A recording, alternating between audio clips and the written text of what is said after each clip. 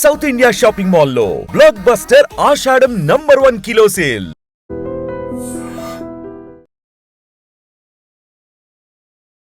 Cinema industry రాకముందు నుంచి పరిచయం నాకు. సినిమా ఫిష్ మార్కెట్ అక్కడి నుంచి ఒక సినిమా చేయించాడు, 2 సినిమాలు. తర్వాత నేను ఒక సినిమాలు చేశాను, చిన్న చిన్న క్యారెక్టర్స్. తర్వాత నేను బిజినెస్ ఫిష్ నేను అక్కడే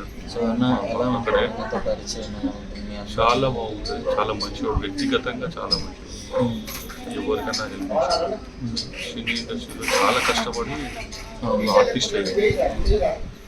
చాలా అంటే అది చెప్పుకోలేము, అందరితో బాగుండేవాడు, అందరూ పిలిచి మంచి యాక్టర్.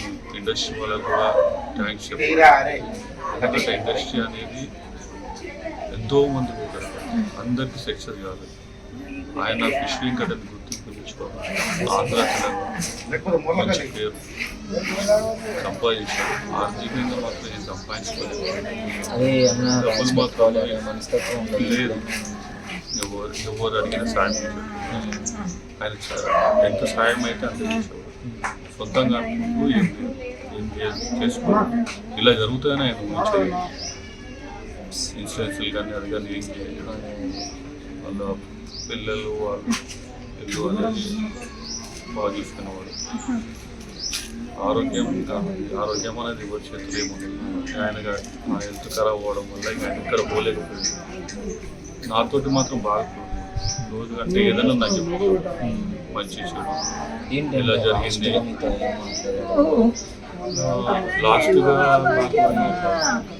మాట్లాడడం చేంజ్ చేయించుకుంటాను.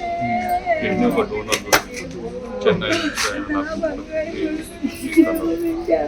చాలా మంది హెల్ప్ చేస్తాను. ఆ కిడ్నీ వేసుకున్న తర్వాత మంచిగా నేను పని చేసుకుంటాను అనే ఆశతో.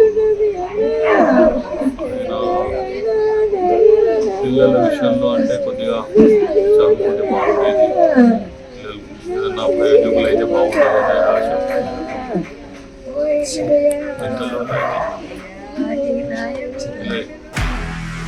నిజంగా ప్రస్తుతం ఉన్నటువంటి సమాజం దేనికి ప్రయారిటీ ఇస్తుంది?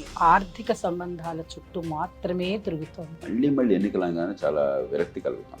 మంచి అనిపిస్తుంది కదా, లేడీస్ కూడా ఛాలెంజింగ్ జాబ్స్ చేసినప్పుడు చాలా బాగుంటది. ట్రాఫిక్ అసిస్టెంట్స్ గా నియమించిన ట్రాన్స్జెండర్స్ అందరితో సాల్యూట్ చేయించుకుంటున్నారు. ఫుడ్ డెలివరీ ఇవ్వటానికి వెళ్ళినటువంటి డెలివరీ బాయ్ అనిల్ పై కళ్ళ ముందు